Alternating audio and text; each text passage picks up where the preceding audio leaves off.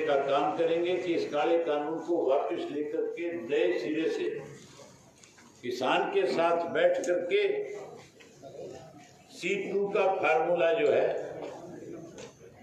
उसके तहत किसान की फसल को खरीदने का काम करो। ये जो C2 जो मैं कह रहा हूं आपसे, ये स्वामीनाथन के नाम से एक आयोग बनाया गया था और उस आयोग के जब अपनी रिपोर्ट तैयार करी तो उसके अंदर उन्होंने एक फार्मूला तैयार किया था कि कैसे किसान को उसकी फसल के लागत मूल्य से 50% ज्यादा दे करके उस किसान को अपने पैरों पे खड़ा किया जा सके। इसके लिए उस फार्मूले को लागू करके सरकार जो है मिनिमम सपोर्ट प्राइस तय करे। साथियों, C2 जो है उसमें साफ लिखा हुआ है कि कोई भी किसान की जो जमीन है उसका कितना ठेका हर साल का बनता है। अगर कहीं हम धान की फसल बोते हैं तो उसके लिए आज अगर किसी की जमीन हम ठेके पे लेते हैं तो फिर वो जमीन आपको 50,000 से लेकर के 60-65,000 रुपये एकड़ तक मिलती है। हमारी तरफ जहाँ नरमे और कपास की खेती है वहाँ पे अगर कोई किसान किसी की जमीन को ठेके पे लेता है तो उसको 35 और 40,000 रुपये एकड़ के हिसाब से देना पड़ता है। उस C2 में लिखा है कि जहाँ जो फसल हो उस फसल के मुताबिक उस जमीन का जो ठेका किसान ने किसी दूसरे व्यक्ति को दिया है सबसे पहले उसको जोड़ा जाए। उसके साथ साथ उसमें जो खाद डलती है उसकी कीमत उसके साथ जोड़ी जाए, बीज की कीमत जोड़ी जाए। उस जमीन की जो बुआई हम करते हैं, जिसमें हम ट्रैक्टर चलाते हैं, जिसमें हम अपना बैल चलाते हैं, जिसमें हम अपने ऊँट से उसकी खेती करते हैं, उसका खर्चा जोड़ा जाए। उसके साथ साथ उसके अंदर जो हम पानी लगा रहे हैं उस पानी की कीमत को भी जोड़ा गया है और उसके साथ उसमें जो हम मजदूरी करते हैं, जो हम मेहनत करते हैं, उस मेहनत को भी उसमें जोड़ा गया है। उन सबको जोड़ करके ये फार्मूला C2 बना करके जो आपका आयोग बना था स्वामीनाथन का, उसने सरकार के सामने प्रपोजल रखी थी कि अब आप समर्थन मूल्य जब तय करो किसान का तो पहले उसके खर्चे तय करके उसके बाद उसको समर्थन मूल्य जो है देने का काम करो। हमारे देश के प्रधानमंत्री ने जो पहला चुनाव था उस वक्त इन भारतीय जनता पार्टी के लोगों ने नंगे बदन होकर के कपड़े उतार करके इन्होंने धरने और प्रदर्शन किए थे और उसमें ये बात कहते थे खुल करके कि अगर बीजेपी की सरकार बनेगी तो स्वामीनाथन की रिपोर्ट C2 के फार्मूले के तहत हम लागू करवाएंगे। हमारे प्रधानमंत्री के बयान आते थे और कहते थे कि किसान को अब ज्यादा समय दूर नहीं रहा, किसान की हर परेशानी का समाधान हम करेंगे और किसान को उसकी फसल के लागत मूल्य से 50% हम ज्यादा देंगे। उनका इशारा केवल स्वामीनाथन की रिपोर्ट की तरफ था।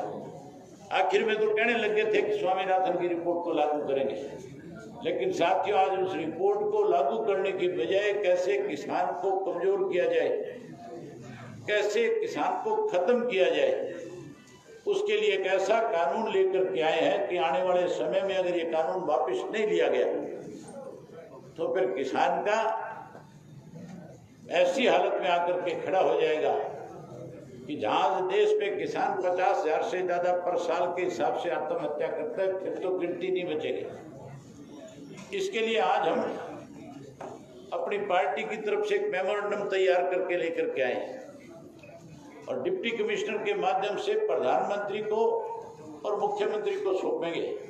हमने उसमें ये भी बात साफ लिखी है कि जिस किसान की जमीन में सैम आ गई, सेम की वजह से किसान उसमें खेती नहीं कर सकता। जिस किसी के खेत में कोई बारिश की वजह से, सूखे की वजह से फसल खराब हुई, कोई जहरीली दवाई गलत डालने की वजह से, बीज खाद अच्छा नहीं डालने की वजह से, तो उस किसान को मुआवजे के रूप में रुपये पर एकड़ के हिसाब से दिया जाए।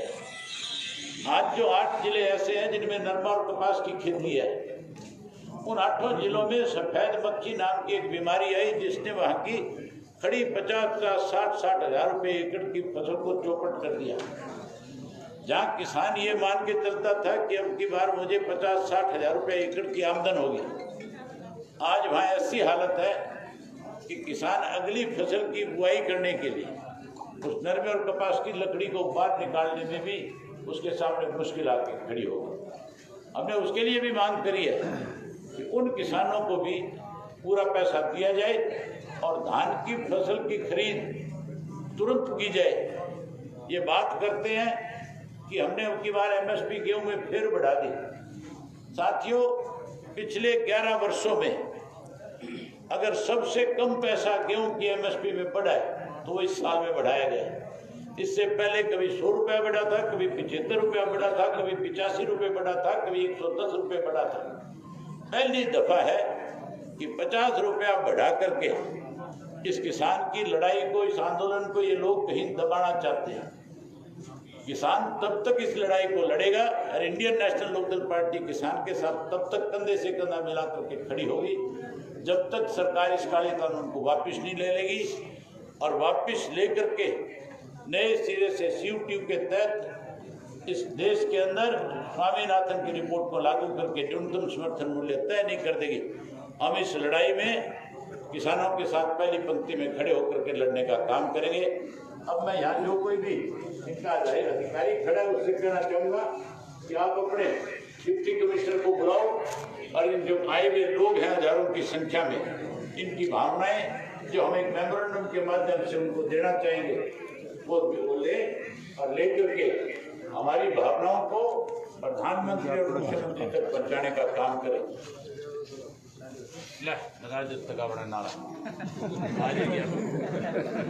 बीजेपी सरकार मुर्दाबाद मुर्दाबाद मुर्दाबाद। तानाशाही बंद करो बंद करो बंद करो। बड़ा सरकार होश में आओ होश में आओ होश में आओ। काले कानून वापिस लो वापिस लो वापिस लो। तख्त बदल दो ताज बदल दो, बेईमानों का राज बदल दो। वहीं जोर से हाथ उठा के नारा लगाओ ताकि प्रशासन को पता लगे इंडियन नेशनल लोकदल पार्टी जिंदाबाद जिंदाबाद जिंदाबाद। थोड़ा सा पीछे आ जाओ जी।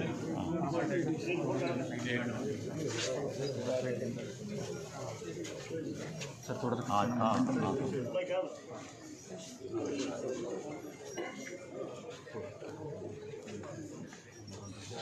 ये जो अभी लागू किए इन्होंने जो कानून बनाया एग्रीकल्चर को लेकर नई अमेंडमेंट्स करी है, हमारी पार्टी जहाँ उसको जो अमेंडमेंट की है उसका विरोध करती है, वहीं हमने प्रधानमंत्री के नाम और मुख्यमंत्री के नाम दोनों के नाम से 2 हमने अलग अलग मेमोरेंडम बनाए। ये हजारों लोगों की भावनाएं हैं। हम आपसे उम्मीद करेंगे कि आप इन सब की भावनाओं को देश के प्रधानमंत्री तक और प्रदेश के मुख्यमंत्री तक पहुँचाने का काम करोगी और हमें फिर इस बात से अवगत भी कराएंगे आप कि आपने हमारी जो भावनाएं जो मेमोरेंडम के माध्यम से हमने आपको दी है वो आपने मतलब आगे बढ़। धन्यवाद। भाई अमर सिंह चौटाला जिंदाबाद।